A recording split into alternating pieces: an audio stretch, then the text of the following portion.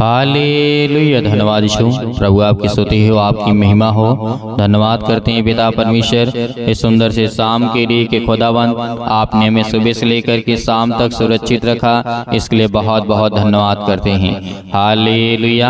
मेरे प्रिय भाई बहनों, आज परमेश्वर ने आपको सुरक्षित रखा, आपके जीवन में इस सुंदर से समय दिया और शाम के वक्त आज जितने मेरे मसीह भाई बहन प्रार्थना और विनती और निवेदन करने जा रहे हैं, खुदा आपके जीवन में आपको बहुत आयत से आपको आशीष देगा। हालेलुया। धन्यवाद यीशु।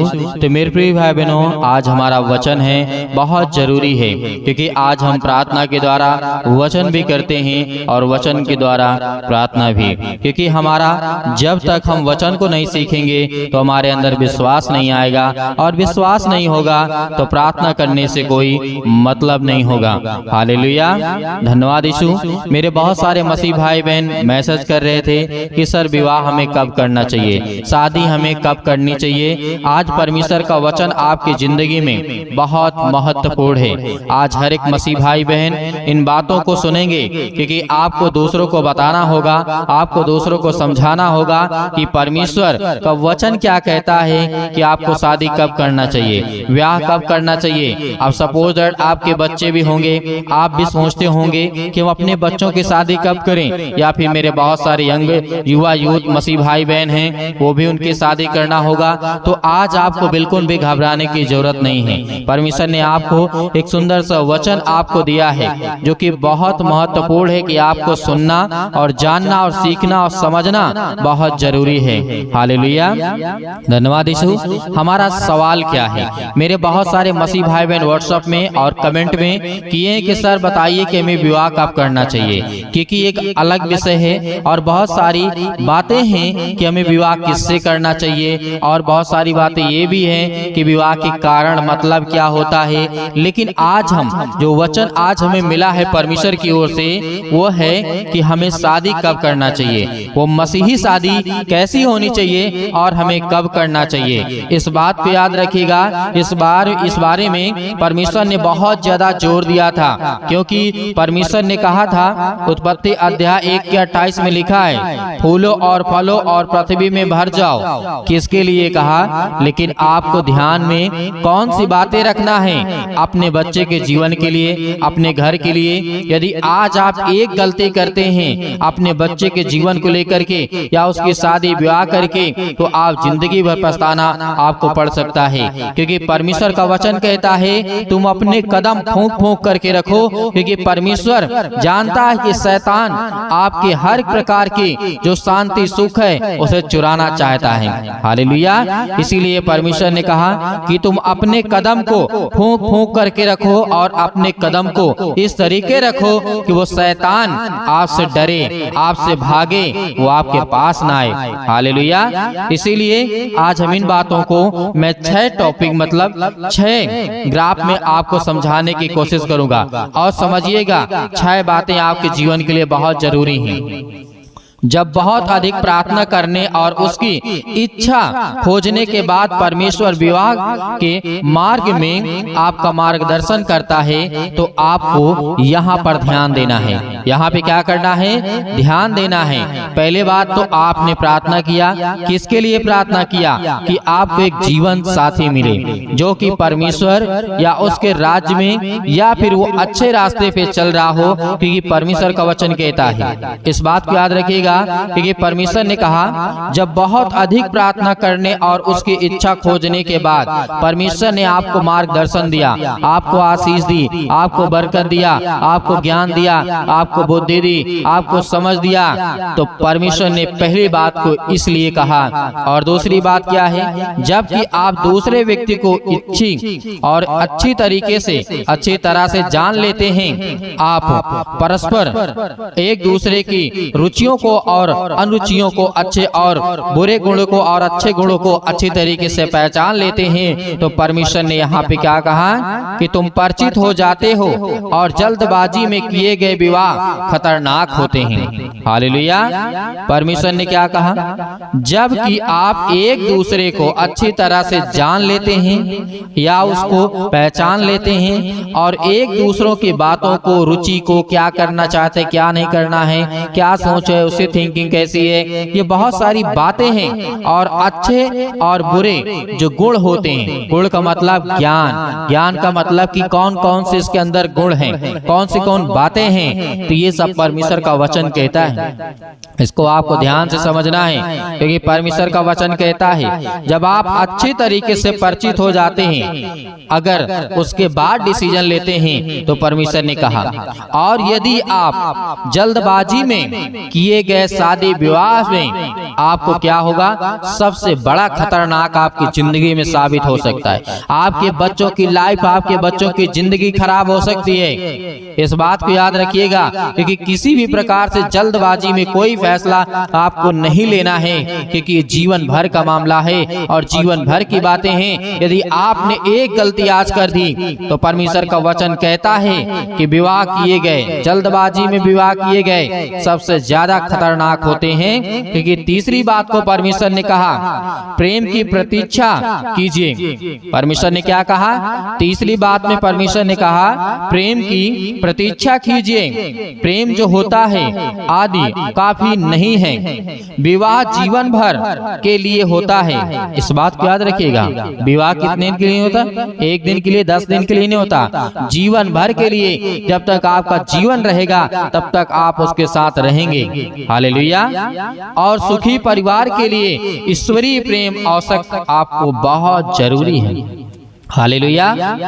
परमेश्वर का वचन कहता है सुखी परिवार के लिए आपके जीवन में ईश्वरीय प्रेम, प्यार आपके जीवन में बहुत आवश्यक है, बहुत जरूरी है। क्योंकि जिस तरीके में पहला कुरिन्थियों अध्याय 13 में कहा गया, इस बात को कई बार दोहराया गया और कई बार समझाया गया। और चौथी बात यह है कि परमेश्वर का वचन कहता है जब तक आपकी विवाह की योग्य आयु ना हो जाए तब तक प्रतीक्षा कीजिए।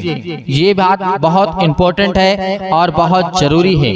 विवाह को वासकों के लिए, बच्चों के लिए नहीं, क्योंकि इसके साथ भारी जिम्मेवारियां आ जाती हैं, जिन पे अनेक प्रकार की दिक्कतें और उनको अनुभव होता है, अनेक प्रकार की बातों की आवश्यकता आपको पड़ती है।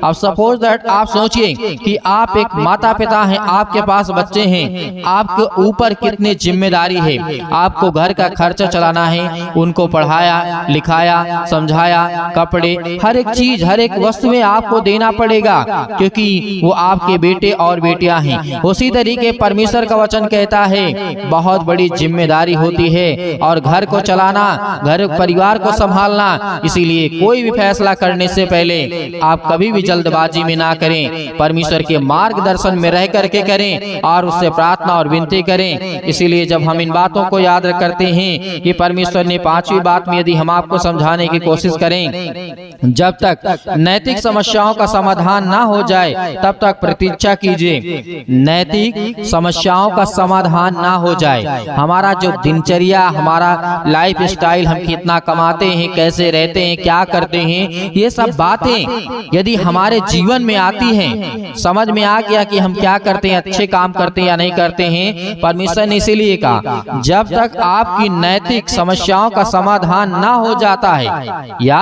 नहीं हो जाता है तब तक आपको विवाह के लिए क्या करना चाहिए? शादी करने के लिए प्रतीक्षा करना चाहिए, वेट करना चाहिए। आपने बहुत सारे लोगों के मुंह से सुना होगा कि मैं नौकरी कर लूंगा, मैं ये काम कर लूंगा, उसके बाद हम शादी विवाह करेंगे ताकि हमें दिक्कत ना हो, हम अपना घर, अपना परिवार अच्छी तरीके से चला सकें। इस बात को भी याद, आप बहुत लोगों ने, आपके मुंह, बहुत सारे लोगों के मुंह से आपने सुना होगा, कहते हैं कि हमारा बेटा ये कर लेगा तो हम उसकी शादी जरूर करेंगे। और लड़के खुद कहते हैं कि मैं अपनी जिंदगी में अपने हाथों से मैं परमेश्वर की महिमा भी करूंगा और परमेश्वर का धन्यवाद भी करूंगा और मेहनत भी करूंगा और काम भी करूंगा, परमेश्वर मुझे आशीष देगा, उसके बाद परमेश्वर मुझे सब कुछ देगा। हालेलुया। ऐसी यदि आपकी सोच है तो आपको प्रतीक्षा करना चाहिए और परमेश्वर के मार्गदर्शन का वेट करना चाहिए, इंतजार करना चाहिए। क्योंकि परमेश्वर ने कहा बहुत सारी बातों को कहा क्योंकि किसी पुरुष को सुधारने के उद्देश्य से उससे विवाह ना कीजिए। हालेलुया। आपने बहुत सारी बातें सुने होंगी कि इस व्यक्ति हमारा लड़का बिगड़ गया, इसकी शादी कर देते हैं। क्या कर देते हैं? इसका विवाह कर देते, इसकी शादी कर देते हैं, जिम्मेदारी आएगी, सुधर जाएगा। मेरे प्रिय भाई बहनों, ये गलती आप कभी मत कीजिएगा, क्योंकि ऐसा नहीं होता है। जो व्यक्ति पहले नहीं सुधरा, जो अपने माँ बाप की कदर नहीं किया, जो अपने घर परिवार की इज्जत को नहीं देखा, तो आने वाले समय को क्या देखेगा और क्या वो सुधरेगा। हालेलुया। इसीलिए बहुत सारी बातें हैं और बहुत बातें आज हमारे जीवन में बहुत जरूरी है। इसीलिए ऐसे पुरुष से विवाह ना करना की अच्छा, जिसकी आदतों में सफल पूर्वक अनेक प्रकार की कूटता भरी हो, अनेक प्रकार की बुराई भरी हो, अनेक प्रकार की बातें भरी हो। इसीलिए परमेश्वर ने कहा कि वेट करो, इंतजार करो, प्रतीक्षा करो, मैं तुम्हें मार्गदर्शन दूंगा, मैं तुम्हें आशीष दूंगा और मैं तुम्हें बरकत दूंगा। इसीलिए आज हमें बहुत सारी बातों को सोचना और समझना है। बातें तो बहुत हैं, लेकिन आज हमारे सुखी विवाह के लिए आज हम शादी कर लेते हैं, आज चिंता में, मुसीबत में, परेशानियां में हैं। परेशानियां का मतलब ये नहीं है कि लड़ाई झगड़े होते हैं। लड़ाई झगड़े का कारण यही है कि आज हमारे जीवन में हम जो करना चाहते हैं शैतान हमसे चुरा लेता है। तो लड़ाई किससे होगी? घर में होगी, परिवार में होगी, अनेक प्रकार के सदस्यों से होगी, क्योंकि शैतान नहीं चाहता कि आप सुखी रहें। इसीलिए परमेश्वर ने कहा जिनको एक मसीही परिवार की स्थापना करने के लिए तैयार होना चाहिए, जिनका प्रमुख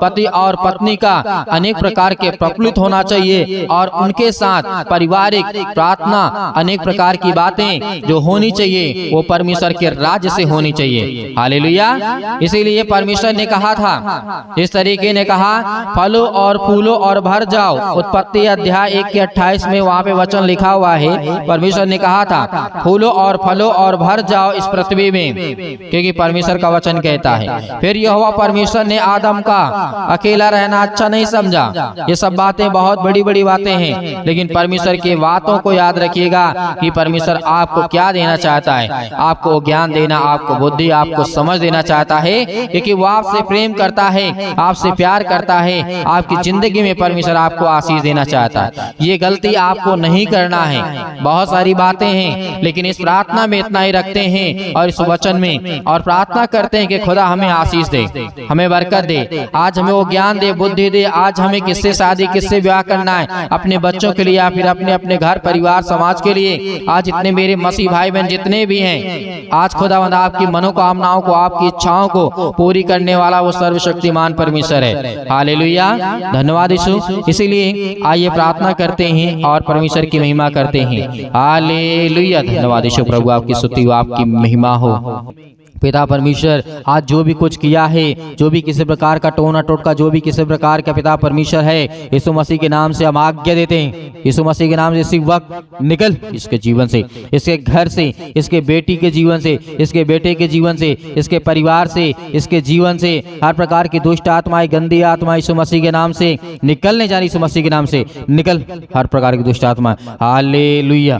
हालेलुया। धन्यवाद करिए परमेश्वर का, धन्यवाद करिए और खुदावंत का महिमा करिए। आज जिनके किसी प्रकार की समस्या, यदि अंदर बीमारी है, अपने हाथों में पानी को उठाएं, अपने हाथों में पानी को उठाएं इसी वक्त हे सर्वशक्तिमान परमेश्वर, जो अपने हाथों में पानी लिए पिता परमेश्वर, हम उसके लिए प्रार्थना और विनती करते हैं। उनके हर प्रकार की बीमारियों में पिता आप उनकी सहायता और मदद करने वाले हैं। आज वो उस पानी के द्वारा पिता परमेश्वर उसके जीवन में जब भी वो पिएगा, हर प्रकार की दुष्ट आत्माएं, गंदी आत्माएं, हर प्रकार की जो भी किसी प्रकार का दर्द है, यीशु मसीह के नाम से वो हर एक चीज दूर हो, यीशु मसीह के नाम से दूर, यीशु मसीह के नाम से हर प्रकार की दुष्ट आत्माएं, गंदी आत्माएं निकल उसके जीवन से। जो भी किसी प्रकार का दर्द है पेट में, जिन बहनों के भाइयों के जीवन में दर्द, यीशु मसीह के नाम से आज वो हर प्रकार की रोग और दुख और चिंताएं यीशु मसीह के नाम से दूर हो, यीशु मसीह के नाम से। हालेलुया। हालेलुया।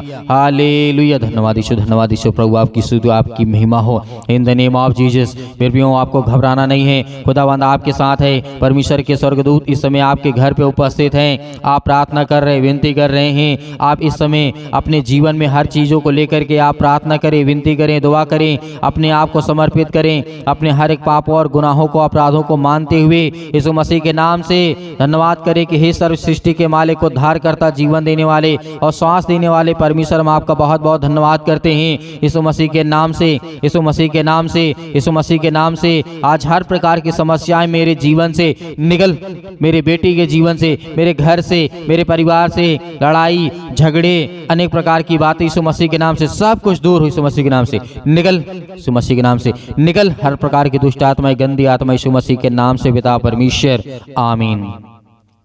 मेरे प्रिय भाई बहनों, परमेश्वर ने आपको आशीषित किया है, आपके जीवन में हर प्रकार की बीमारियों को दूर किया है और अच्छे से उस पानी को पिए ताकि परमेश्वर आपके जीवन में आपकी हर प्रकार की समस्या, आपकी बीमारियां सब कुछ दूर हो जाए यीशु मसीह के नाम से पिता परमेश्वर। और मेरे बहुत सारे मसीह भाई बहन इस कलीसिया की मदद करते हैं, हम उसके लिए बहुत बहुत धन्यवाद करते हैं। परमेश्वर उसके जीवन में बहुत सारी आशीष दे, बरकत दे और ज़्यादा से ज़्यादा लोगों तक पहुँचाते हैं और लोगों को जोड़ते हैं पिता परमेश्वर इस कलीसिया के माध्यम से। खुदावंद के परिवार में बहुत सारी आशीष और बरकत दे और जो दान के द्वारा सहायता और मदद करते हैं खुदावंद उनके परिवार में, उनके घरों में बहुत सारी बरकतें आए, बहुत सारी आशीष आए। खुदावंद उनके परिवार को छुए पिता परमेश्वर ताकि उनके जीवन में हर प्रकार के क्लेश, हर प्रकार के दुख, हर प्रकार की समस्याएं उनके जीवन से निकल जाए। इसके लिए हम बहुत बहुत आपका धन्यवाद करते हैं। यीशु मसीह के पवित्र लहू के नाम से हम हर प्रकार की अंतिम आज्ञा देते यीशु मसीह के नाम से दूर हो जा, निकल जा यीशु मसीह के नाम से पिता परमेश्वर, आमीन।